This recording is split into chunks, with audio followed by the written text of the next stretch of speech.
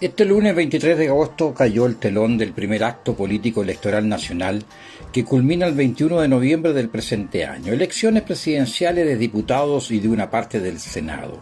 Y también en esta ocasión se elegirán a consejeros regionales que acompañarán a los recientes electos gobernadores regionales. Por ahora, 7 son los inscritos en el servicio electoral que postulan a la presidencia de la República. De los 7, solo 2 se postulan mediante primarias o consultas ciudadanas de bloques de partidos, y 5 lo hicieron mediante designación directa de sus orgánicas políticas y o recolección de firmas patrocinantes de sus respectivas candidaturas. Así tenemos que los candidatos José Antonio Caz, Gino Lorenzini, Franco Parisi, Marco Enrique Ominami, Eduardo Artés y Diego Ancalao figuran por ahora en la papeleta electoral mediante este mecanismo. Por otra parte, los candidatos Sebastián Sichel y Gabriel Boric, así como la candidata Yasna Proboste, lo hicieron, como es de público conocimiento, mediante el escrutinio público de primarias o consultas ciudadanas sin necesidad de recurrir a la recolección de firmas patrocinantes. Ya sabemos que al menos 2 de estos postulantes, Diego Ancalao y Gino Lorenzini, están cuestionados por irregularidades que deberán aclararse ya sea por vía administrativa o judicial o por ambas. Entonces queda claro que no es posible, por el simple hecho de la recolección de firmas o por haber participado en primarias o consultas ciudadanas, para asegurar o garantizar que estos candidatos, más allá de los votos recaudados, tengan una base electoral que les permita ser aceptados y elegidos al menos con el 50+1 de los chilenos y chilenas con derecho a voto. Como lo hemos dicho en nuestros programas, el padrón electoral hasta hoy es de 14.851.002 electores o electoras, incluyendo a los restantes y a los residentes en el exterior. Es decir, el 50%+1 equivale a 7.425.501 preferencias. En la historia reciente de Chile esa cifra ha sido prácticamente inalcanzable. En otras palabras, presidentes de la República y parlamentarios han sido elegidos sin contar con la anuencia, la aprobación o el beneplácito de la mayoría de los chilenos. Tampoco hubo opción de un voto de rechazo, por ejemplo, con o sin voto obligatorio. Esto sin duda es una anomalía, un defecto, es un piso falso, carente de la legitimidad que da la representatividad de la mayoría de los electores y no la falsa legitimidad de quienes solo votaron. Y por cierto, hasta ahora la mayoría no ha aprobado a esos elegidos que nos han gobernado y gobiernan, ni a los que han legislado y legislan, y que de paso designan a quienes administran y dirigen el aparato del Estado. Y todo esto porque así fue diseñado el modelo de ellos, los de siempre, siempre los mismos de siempre, siempre los mismos. No importa cuántos se sientan interesados u obligados a votar. Lo que importa es esa mayoría, muchas veces, la más de las veces, una mayoría exigua, que exhiben como legítimas y representativas. Legítimas son, porque así ellos mismos han diseñado y legitimado con sus leyes el modelo, pero representativas por ningún motivo. Todo esto nos representa un enorme dilema. ¿Cuál debería ser el método que, si no asegure, al menos refleje de mejor modo la voluntad y el real sentir ciudadano? Lo que hay hasta ahora, por cierto, es un fracaso. Las cifras no cuadran para nadie. No cuadran para los que están en los partidos y tampoco cuadran para la inmensa mayoría que no pertenece a ningún partido político. Y ya repasaremos esas cifras en el desarrollo del presente programa. Sigamos en la reflexión de cómo electoralmente hablando podemos reflejar en el voto tanto el apruebo o el rechazo de un postulante, de un candidato. O tal vez de algún modo podría ser posible que en cada ocasión tengamos derecho a emitir un voto de rechazo.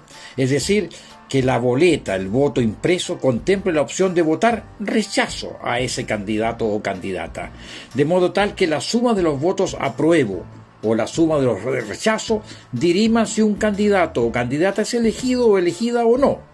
Por cierto, si un candidato o candidata tiene más apruebo que rechazo, es elegido. Pero si por el contrario la mayoría de los votos indica rechazo por sobre los del apruebo, entonces no es elegido o elegida. En otras palabras, que el ciudadano o la ciudadana elector opte por aprobar o rechazar. Quizás sea una opción para motivar la participación, conocer el real sentir del electorado y su decisión inequívoca, y que no queda sujeta a interpretaciones o a interpelación alguna. ¿Qué tal si esta osada reflexión se hubiese aplicado en las pasadas elecciones de alcaldes y concejales? No dudo que muchos habrían obtenido más rechazo que apruebo, y otros serían los elegidos. Pienso específicamente en la comuna de San Ramón, por ejemplo. Por cierto, esta reflexión es solo eso, una reflexión, pero no dejo de pensar cómo el sentir de la calle, de la cuneta, de la familia del trabajador o de la trabajadora, de la gente linda y nuestra, de la genuina y angosta franja de tierra chilena, de chilenos y chilenas con el gran derecho de votar apruebo a un candidato o candidata, tenga, reitero, también el derecho no solo a aprobar a un candidato, sino también el derecho a marcar en la papeleta su derecho a desaprobar o rechazar. Después de votar no hay derecho a enmendar hasta un cierto periodo que a veces, muchas veces, se hace eterno para volver a optar. ¿Qué piensa usted? ¿Estamos a puerta de elegir voluntaria u obligadamente finalmente por los de siempre? Los mismos de siempre, siempre los mismos. O bien se nos dará la opción de elegir, aprobar o rechazar a los candidatos y candidatas.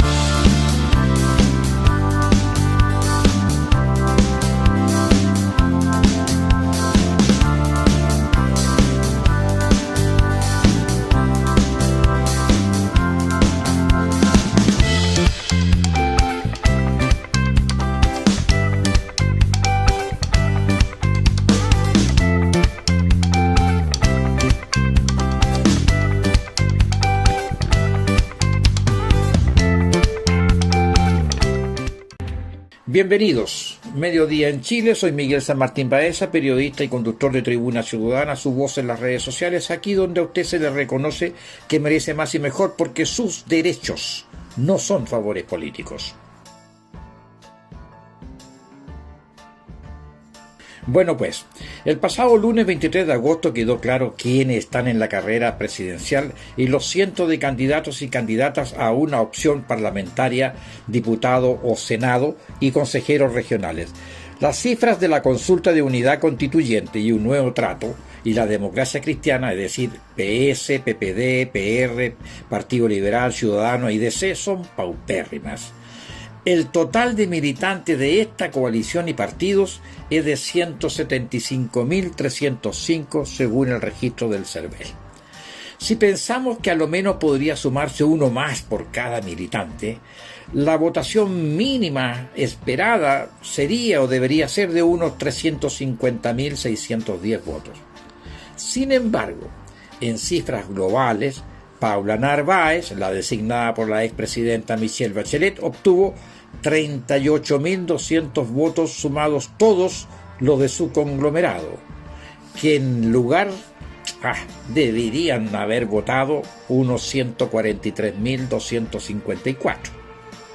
No votaron por ella ni los militantes del Partido Socialista, que según el CERVEL son 40.790 militantes. Por su parte, la senadora Yasna Proboste tenía un piso de militantes del Partido Demócrata Cristiano de 32.051 militantes. Obtuvo, en cifras redondas, 85.000 votos. Es decir, más que dobló a los militantes de su propio partido.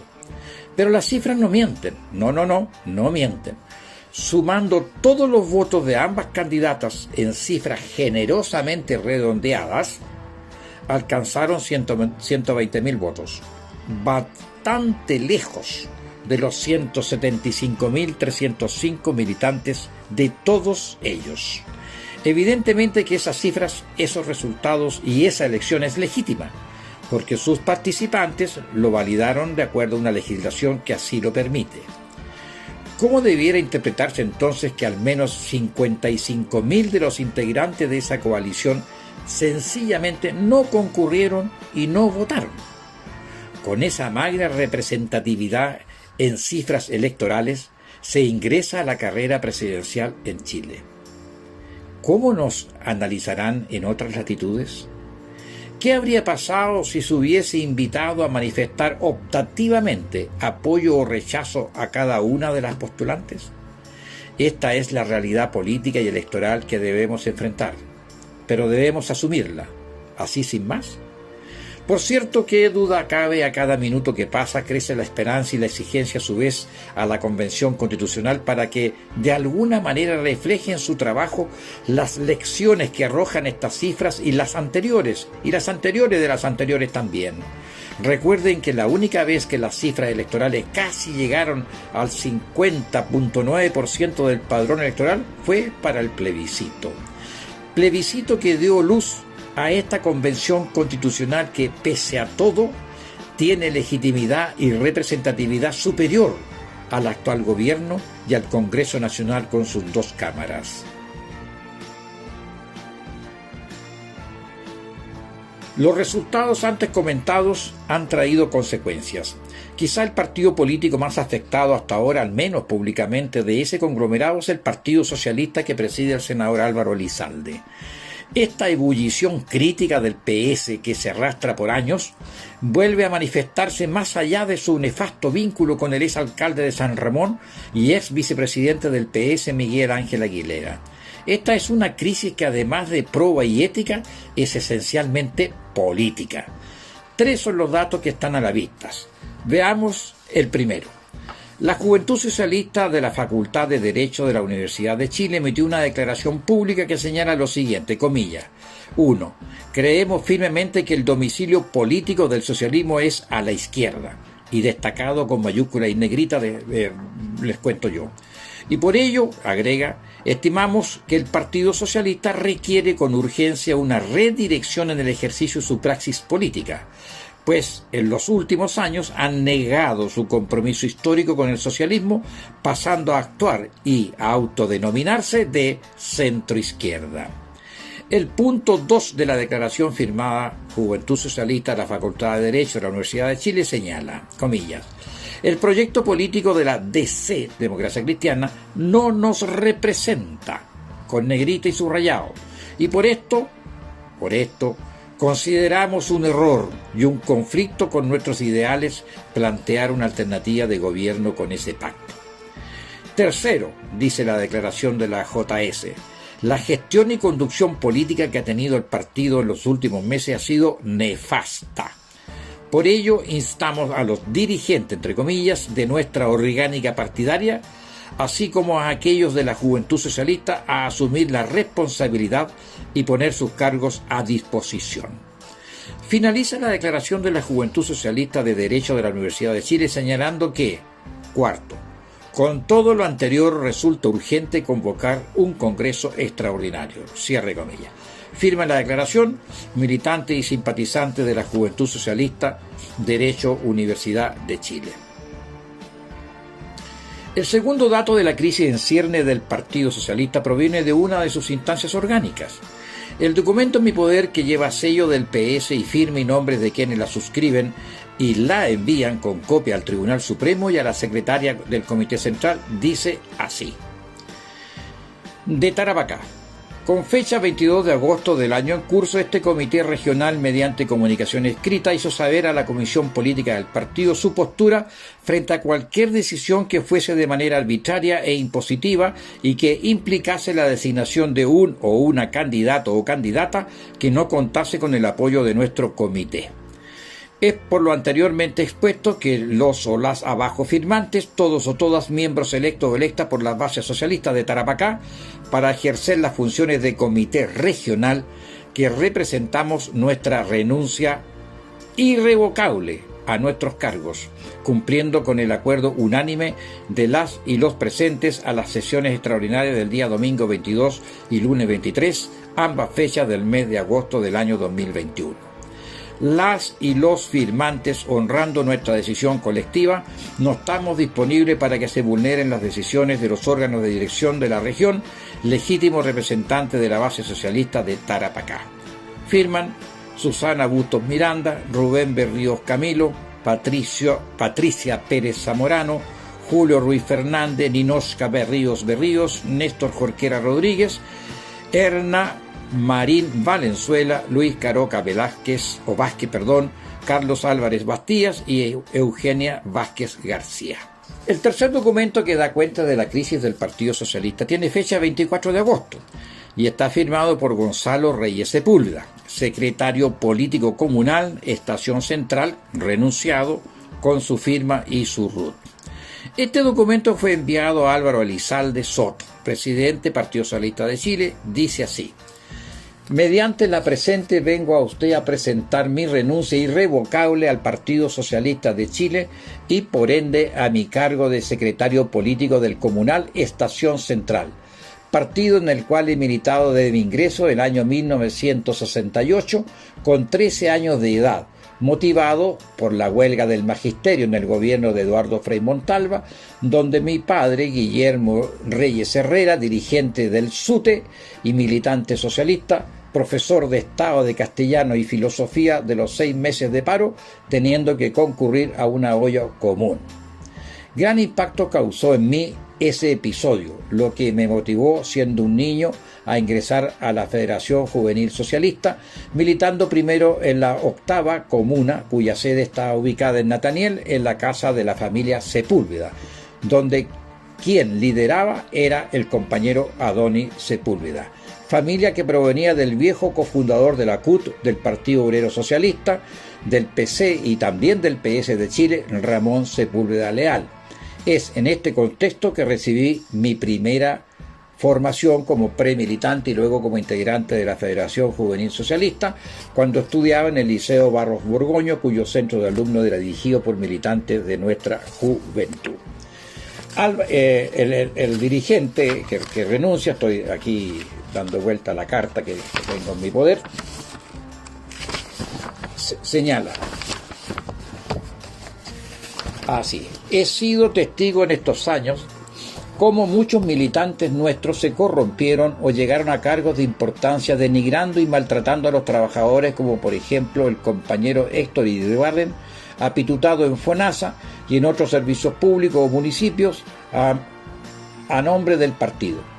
En ese mismo servicio FONASA, donde en el segundo gobierno de la compañera M. Bachelet llegó como directora Janet Vega, militante del PPD, conocida maltratadora en todos los servicios en que ha estado, acusada por todos los sindicatos y el silencio cómplice de las direcciones partidarias gobernantes que supuestamente representan los intereses populares. Agrega la nota del renunciado dirigente político: el mérito ha sido claramente reemplazado por cientos de operadores políticos que vienen a los servicios públicos a profitar, con grandes sueldos y cero aporte para el Estado y por ende al pueblo. Lógicamente habrán excepciones, pero lo corriente es la producción de un verdadero saqueo a las arcas públicas sin que nadie se avergüence ni se atreva a plantear el fin de esta forma corrupta de ver y administrar la política, costumbre ya enraizada en nuestro partido. Uno puede comprobar que los mismos nombres se repiten en distintos ministerios en cada gobierno en que participa el PS de Chile, siempre y coincidentemente al alero de algún dirigente nacional que arrastra a sus amigos cercanos y hasta familiares sin que nadie se altere ni se oponga con claridad.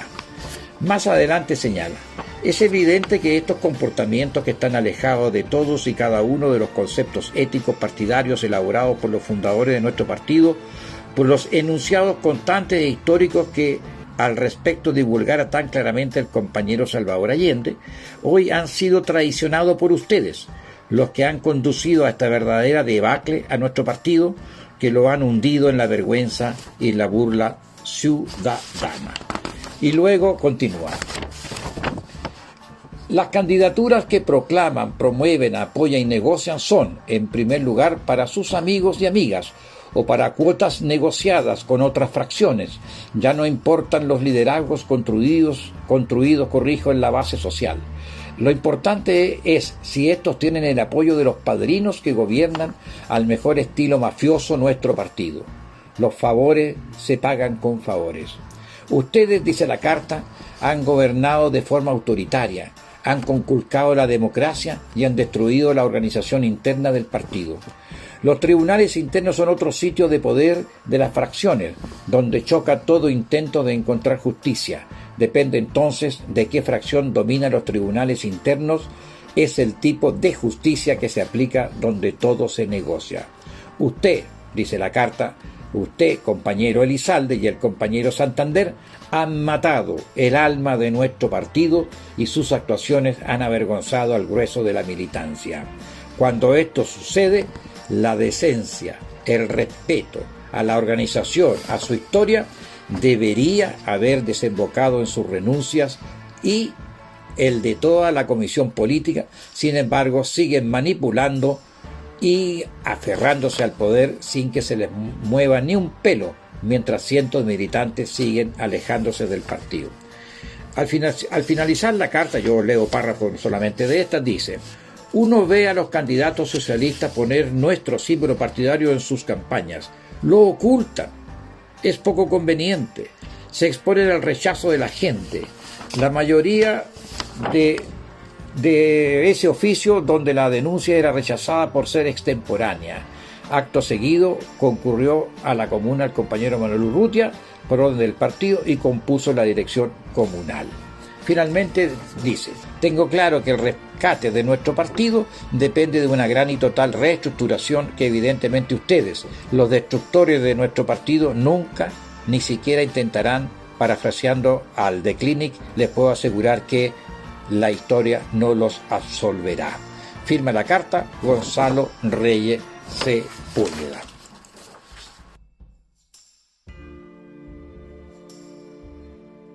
Luego de lo leído me queda una última reflexión. ¿Qué estrategias comunicacionales o métodos de manipulación mediática utilizarán los controladores del sistema político y ostentadores del aparato del Estado a través de esos mismos cargos políticos? Como bien se ha comprobado, si bien son legítimos por la legitimidad creada por ellos mismos, carecen de una genuina representatividad. Y frente a esto no se quedarán de brazos cruzados, algo harán, digo yo. Y la reflexión final entonces me conduce al blog del Instituto de Empresa y a Ignacio Gato, que publica las 10 principales estrategias de manipulación mediática creadas por el pensador, el analista, el filósofo Noam Chomsky. El manejo efectivo de comunicación en medios tradicionales y digitales, sustentado por una estrategia estructurada y planificada de gestión de marcas, políticos y personalidades, lleva a resultados efectivos siempre y cuando se logre influenciar a la audiencia a que realice las acciones que deseamos. Desde la perspectiva de motivaciones humanas y de comportamientos del consumidor, complementada con eficientes técnicas publicitarias, se habla de manipulación mediática cuando se adapta el mensaje al emisor del mensaje, alterando en algunos casos la verdad y logrando influenciar positiva o negativamente a la audiencia a que realice acciones basadas no siempre en información correcta. El reconocido y siempre crítico Noam Chomsky, una de las voces clásicas de la disidencia intelectual durante la última década, ha compilado una lista con las 10 estrategias más comunes y efectivas a las que recurren las agendas ocultas para establecer una manipulación de la población a través de los medios de comunicación. Históricamente, los medios de comunicación han probado ser altamente eficientes para moldear la opinión pública. Gracias a la parafernalia mediática y a la propaganda, se han creado o destrozado movimientos sociales, justificando guerras, matizando crisis financieras, incentivando unas corrientes ideológicas sobre otras, e incluso se da el fenómeno de los medios como productores de realidad dentro de la psique colectiva. Pero ¿cómo detectar las estrategias más comunes para entender estas herramientas psicosociales de las cuales seguramente somos partícipes? Afortunadamente, Chomsky se ha dado a la tarea de sintetizar y poner en evidencia estas prácticas, algunas más obvias y otras más sofisticadas, pero aparentemente todas igual de efectivas y desde un cierto punto de vista denigrantes.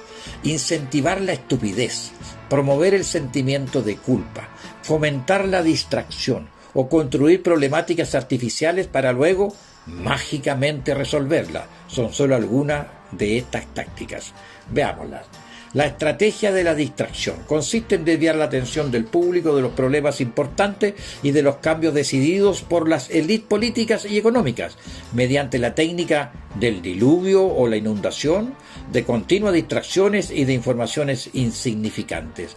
La estrategia de la distracción impide al público interesarse por los conocimientos esenciales en el área de la ciencia, la economía, la psicología, la neurobiología y la cibernética. Mantener la atención del público distraída, lejos de los verdaderos problemas sociales, cautivada por temas en importancias reales. Mantener al público ocupado, sin ningún tiempo para pensar, de vueltas a la granja como los otros animales. Esa es una cita del texto Armas silenciosas para guerras tranquilas. El segundo punto es crear problemas, después ofrecer soluciones. Este método también es llamado problema-reacción-solución. Se crea un problema, una situación prevista para causar cierta reacción en el público, a fin de que éste sea el mandante de las medidas que se desea hacer aceptar. Por ejemplo, dejar que se desenvuelva o se intensifique la violencia urbana, u organizar atentados sangrientos a fin de que el público sea el demandante de leyes de seguridad y políticas en perjuicio de la libertad. O también crear una crisis económica para hacer aceptar como un mal necesario el retroceso de los derechos sociales y el desmantelamiento de los servicios públicos. Tercero, la estrategia de la gradualidad. Para hacer que se acepte una medida inaceptable, basta aplicarla gradualmente, a cuentagotas, por años consecutivos. Es de esa manera que condiciones socioeconómicas radicalmente nuevas, neoliberalismo, fueron impuestas durante las décadas del 80 y 1990. Estado mínimo, privatizaciones, precariedad, flexibilidad, desempleo en masa, salarios que ya no aseguran ingresos decentes. Tantos cambios que hubieran provocado una revolución si hubiesen sido aplicadas de una sola vez. Cuarto, la estrategia de diferir. Otra manera de hacer aceptar una decisión impopular es la de presentarla como dolorosa y necesaria, obteniendo la aceptación pública en el momento para una aplicación futura. Es más fácil aceptar un sacrificio futuro que un sacrificio inmediato. Primero, porque el esfuerzo no es empleado inmediatamente. Y el público, la masa, tiene siempre la tendencia a esperar ingenuamente que todo irá a mejorar mañana y que el sacrificio exigido podrá ser evitado. Esto da más tiempo al público para acostumbrarse a la idea del cambio y de aceptarla con resignación cuando llegue el momento. Quinto, dirigirse al público como criaturas de poca edad. La mayoría de la publicidad dirigida al gran público utiliza discurso, argumentos, personajes y entonación particularmente infantiles, muchas veces próximos a la debilidad, como si el espectador fuese una criatura de poca edad o un deficiente mental. Cuanto más se intente buscar engañar al espectador, más se tiende a adoptar un tono infantilizante. 6. Utilizar el aspecto emocional mucho más que la reflexión. El uso del aspecto emocional es una técnica clásica para causar un cortocircuito en el análisis racional y finalmente al sentido crítico de los individuos. Por otra parte, la utilización del registro emocional permite abrir la puerta de acceso al inconsciente para implantar o injertar ideas, deseos, miedos y temores, compulsiones o inducir comportamientos. 7. Mantener al público en la ignorancia y la mediocridad. Que el público sea incapaz de comprender las tecnologías y los métodos utilizados para su control y su esclavitud. La calidad de la educación dada a las clases sociales inferiores debe ser la más pobre y mediocre posible. de forma tal que la distancia de la ignorancia que planea entre las clases inferiores y las clases sociales superiores sea y permanezca imposible de alcanzar para las clases inferiores. Vuelvo a reiterar que se vea el artículo Armas silenciosas para guerras tranquilas. Octavo, estimular al público a ser complaciente con la mediocridad. Promover al público a creer que es moda el hecho de ser estúpido, vulgar e inculto. 9. Reforzar la autoculpabilidad. Hacer creer al individuo que es solamente él el culpable por su propia desgracia, por causa de la insuficiencia de su inteligencia, o de sus capacidades, o de sus esfuerzos. Así, en lugar de rebelarse contra el sistema económico, el individuo se autodesvalida y se culpa, lo que genera un estado depresivo, uno de cuyo efecto es la inhibición de su acción. Y sin acción no hay cambio, no hay revolución. Y 10, último concepto, conocer a los individuos mejor de lo que ellos mismos se conocen. En el transcurso de los últimos 50 años, los avances acelerados de la ciencia han generado una creciente brecha entre los conocimientos del público y aquellos poseídos y utilizados por las élites dominantes. Gracias a la biología, la neurobiología y la psicología aplicada, el sistema ha disfrutado de un conocimiento avanzado del ser humano, tanto de forma física como psicológicamente. El sistema ha conseguido conocer mejor al individuo común de lo que él mismo se conoce a sí mismo. Esto significa que en la mayoría de los casos el sistema ejerce un control mayor y un gran poder sobre los individuos, mayor que el de los individuos sobre sí mismos. En fin, sí, en el transcurso del año iremos reconociendo algunas de estas prácticas y cómo se renuevan para volver a aplicarlas, aunque yo creo que esto se viene aplicando desde hace mucho tiempo. Esta fue su Tribuna Ciudadana Semanal. Hasta el próximo sábado.